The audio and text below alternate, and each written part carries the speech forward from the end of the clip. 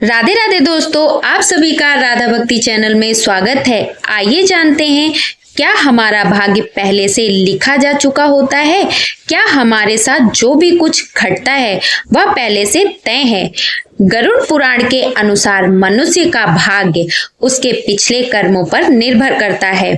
गरुड़ पुराण, जो विष्णु पुराणों के ग्रंथों में से प्रमुख माना जाता है, यह पुराण जीवन के रहस्यों और मानव के कर्म फल के बारे में बताता है।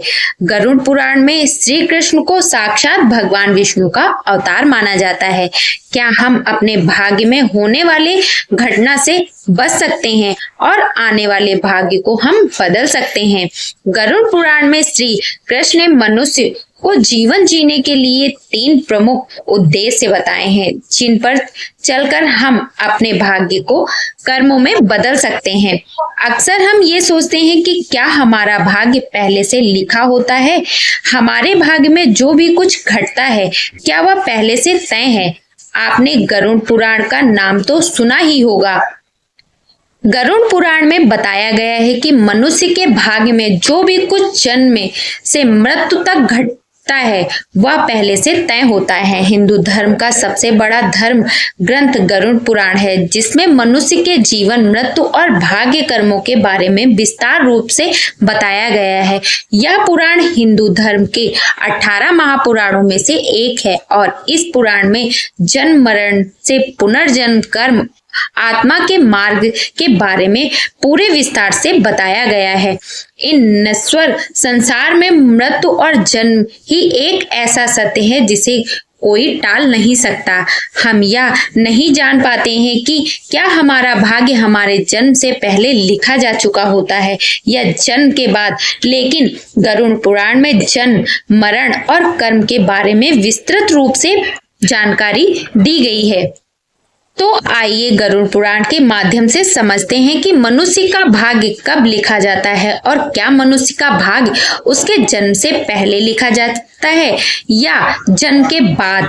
दोस्तों, चलिए शुरू करते हैं गरुड़ पुराण की इस ज्ञानवर्धन स्तुति को। आपसे अनुरोध है कि इस वीडियो को आधा अधूरा न छोड़ें, वीडियो के अंत तक बने रहें, क्योंकि यह गरुड़ पुराण की ज्ञानवर्धन बातें आपके जीवन से जुड़ी हुई हैं। गरुड़ पुराण की इस रहस्यमय ज्ञान को जानने के बाद अपने जीवन से जुड़े समस्त लोभ, क्रोध, मोह और दुखों का अंत होगा। मित्रों, भगवान श्री कृष्ण कहते हैं, कभी भी किसी व्यक्ति को गरुड़ पुराण की बातों को आधा अधूरा नहीं सुनना चाहिए, क्योंकि आधा अधूरा ज्ञान हमेशा विष के समान होता है। गरुड़ पुराण में श्री कृष्ण ने बताया है कि हर मनुष्य के जीवन में जो भी कुछ होता है वह जन्म के पहले से तय होता है और उसे कोई नहीं टाल सकता। गरुड़ पुराण में हमें जन्म, मरण से लेकर वर्तमान जीवन कैसे जिए यह सभी चीजों के बारे में सिखाता है।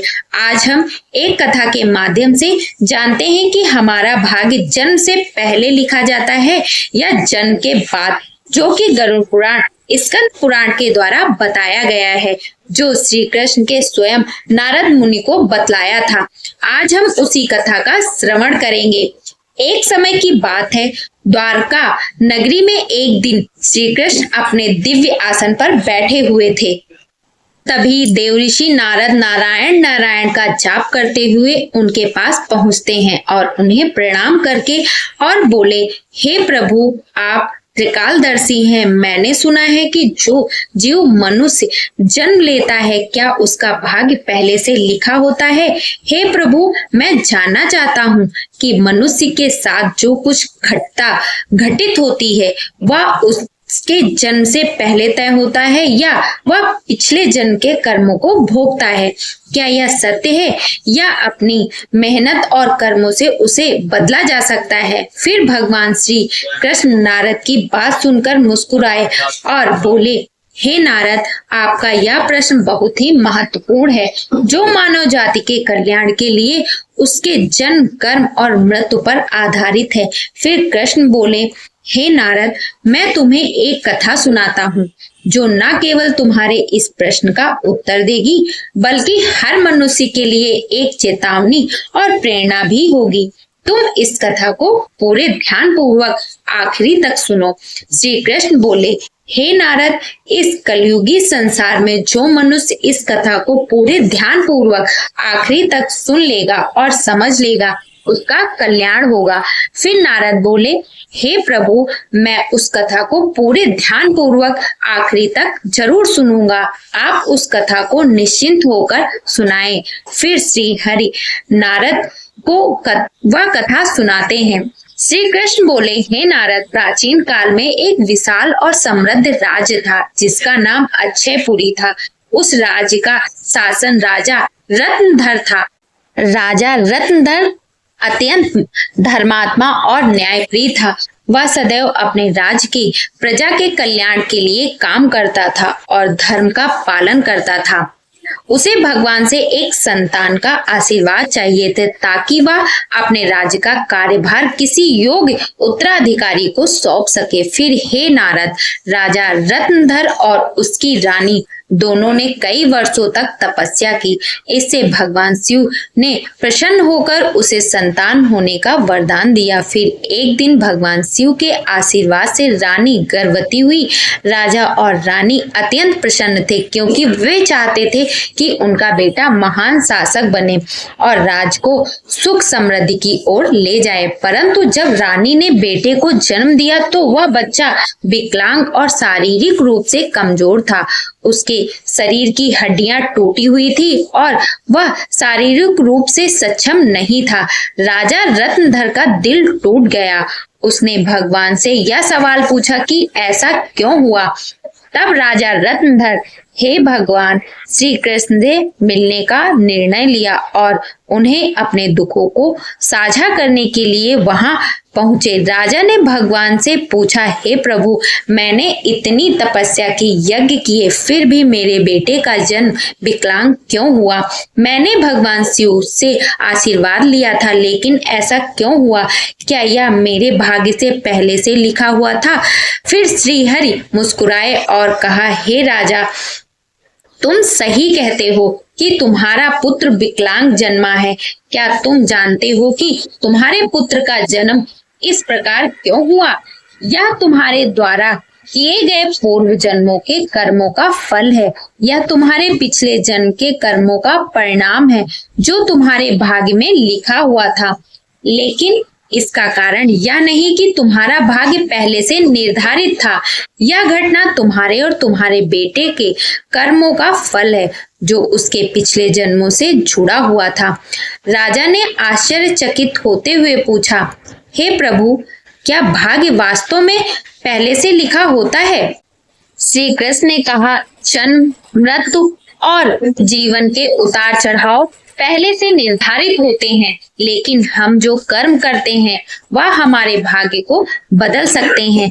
जिस दिन तुम्हारे बेटे का जन्म हुआ उस दिन तुमने एक विशेष संतान का वरदान प्राप्त किया था, लेकिन उस संतान को चुनौतियों मिलना जरूरी था ताकि वह अपने जीवन में धैर्य, साहस और पराक्रम को विकसित कर सके। लेकिन उसका भविष्य केवल उस समय के कर्मों से नहीं होता, बल्कि यह तुम्हारे पिछले जन्मों के कर्मों का परिणाम है। श्री कृष्ण ने राजा रत्नधर से कहा, हे राजन, भाग्य और कर्म में बहुत गहरा संबंध है। हमारे कर्म ही हमारे भाग्य का निर्माण करते हैं। यही कारण है कि हमारे जीवन में अपने कर्मों को सदैव धर्म और सत्य के मार्ग पर रखना चाहिए। श्री कृष्ण ने कहा, हे राजन, जो कुछ भी तुम्हारे जीवन में घटित होता है वह तुम्हारे पिछले जन्म के कर्मों का परिणाम है। यदि तुम्हारा बेटा विकलांग जन्मा है तो यह उसकी आत्मा के पिछले जन्म के कर्मों का फल है। जब तुम एक पुण्य आत्मा के रूप में जन्म लेते हो तो तुम्हारे जीवन में कठिनाइयां और संघर्ष जरूर होंगे, क्योंकि इस दुनिया में हर आत्मा को कुछ न कुछ कष्ट भोगना पड़ता है ताकि वह अपने पिछले कर्मों को समाप्त कर सके। लेकिन याद रखो, तुम्हारे बेटे के जीवन में जो कठिनाइयां हैं वह उसकी परीक्षा है। यदि वह धैर्य और साहस से इन कठिनाइयों का सामना करता है तो वह अपने भाग्य को बदल सकता है।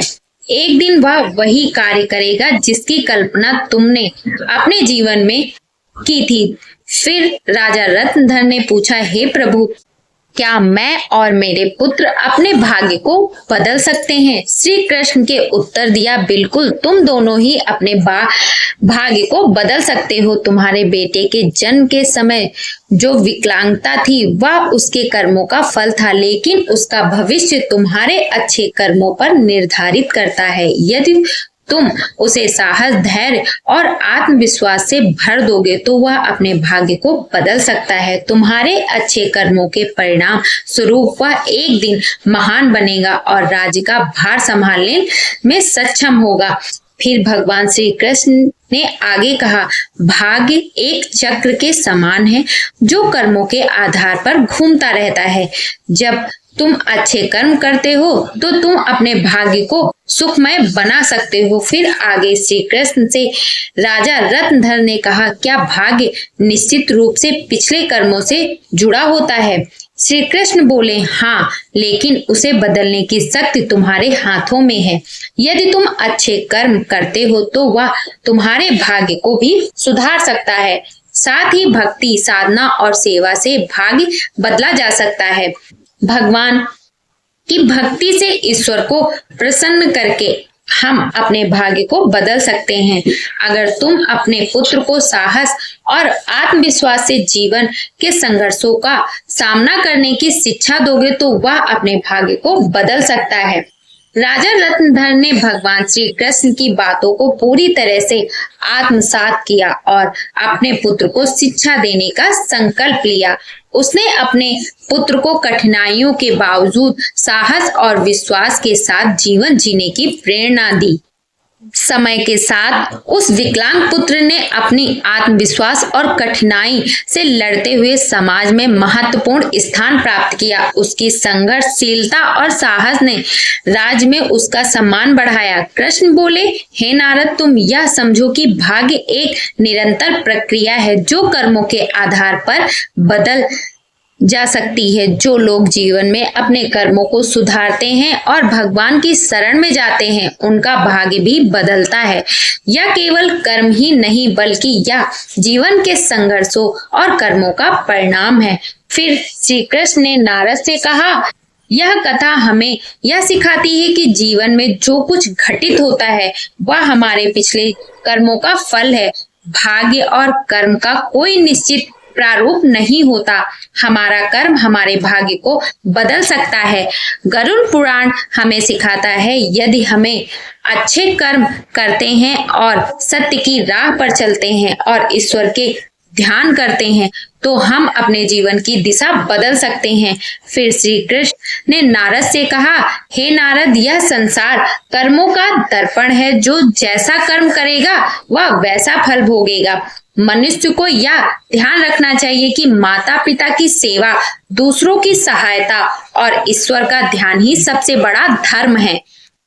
जो मनुष्य अपने पिछले जन्म में किसी के साथ पाप किया है या किसी को कष्ट दिया है उसे न केवल नरक में भयानक यातना मिलती है बल्कि वह जन्म जन्मांतर तक उस भोगेगा। लेकिन जो अपना कर्म सुधारता है वह इस चक्र से मुक्ति पा जाता है, क्योंकि यह संसार एक अवसर है अपने पिछले कर्मों को सुधारने का। धर्म, सेवा, सत्य की ही मनुष्य का जीवन है। मनुष्य को यह समझना चाहिए कि मृत्यु के बाद उसके अच्छे कर्म ही साथ जाते हैं। यह कथा हमें यह सिखाती है कि हमारे भाग्य पिछले कर्मों का फल है। हर पाप का दंड और हर पुण्य का फल निश्चित होता है। हे मनुष्य, तुम अपने कर्मों का पर ध्यान दो। स्वार्थ, पाप और अहंकार को त्यागो और धर्म, सत्य और सेवा को अपनाओ, क्योंकि यही जीवन का सबसे बड़ा सत्य मार्ग है। श्री कृष्ण ने नारद मुनि को गरुड़ पुराण के रहस्य को बताया। भाग्य निश्चित रूप से जन्म से पहले लिखा जाता है, लेकिन हम अपने जीवन के संघर्ष और सत्य, धर्म और ईश्वर की भक्ति से हम अपने भाग्य को बदल सकते हैं। गरुड़ पुराण में भाग्य का लेखा जोखा और कर्मों के बारे में उल्लेख मिलता है। पर मनुष्य अपने कर्मों, संघर्ष और ईश्वर की भक्ति से अपने जीवन को बदल सकते हैं। गरुड़ पुराण हमें सिखाता है कि जीवन एक बोया हुआ खेत की तरह है। मनुष्य खेत में जो बीज बोते हैं वही फल प्राप्त करते हैं। उसी प्रकार मनुष्य अपने जीवन में जो कर्म करते हैं उसको अगले जन्म में उसी रूप से फल भोगते हैं। इसलिए गरुड़ पुराण में श्री कृष्ण कहते हैं कि जब मनुष्य का जन्म होता है तो उसके पिछले कर्मों के आधार पर उसका भाग्य उसके जन्म से पहले लिखा जाता है और उस मनुष्य के साथ वही होता है जो उसके जन्म से पहले उसके भाग्य में लिखा हुआ होता है, जिसे कोई टाल नहीं सकता। परंतु सत्य, धर्म और सेवा से ईश्वर को प्रसन्न कर हम अपने भाग्य को बदल सकते हैं। हिंदू धर्म का सबसे बड़ा धर्म ग्रंथ गरुड़ पुराण है, जिसमें मनुष्य के जीवन, मृत्यु और भाग्य कर्मों के बारे में विस्तार रूप से बताया गया है। यह पुराण हिंदू धर्म के 18 महापुराणों में से एक है और इस पुराण में जन्म, मरण से पुनर्जन्म, कर्म और आत्मा के मार्ग के बारे में पूरी विस्तार से बताया गया है। गरुड़ पुराण के अनुसार मनुष्य का भाग उसके पिछले कर्मों पर निर्भर करता है। गरुड़ पुराण में जो विष्णु पुराणों के प्रमुख ग्रंथों में से एक है, यह पुराण जीवन के रहस्यों और मानव के कर्मफल के बारे में बताता है। माता पिता की सेवा और आदर करना। गरुड़ पुराण में श्री कृष्ण कहते हैं कि मनुष्य को हमेशा अपने माता पिता की सेवा करनी चाहिए, क्योंकि माता पिता के ही चरणों में तीनों लोकों का स्वर्ग है। जो लोग माता पिता को नहीं मानते, उनका अनादर करते हैं, उसे न केवल नरक में भयानक यातना भोगनी पड़ती है, बल्कि उसके अगले जन्म में भी सारी संकट भोगना पड़ता है और मनुष्य को अपने पाप का परिणाम जन्म जन्मांतर तक उस कर्म के भोग को भोगता रहता है। आपको ये वीडियो पसंद आया हो तो अपने इस चैनल को लाइक, सब्सक्राइब जरूर करें और कमेंट बॉक्स में राधे राधे लिखना ना भूलें।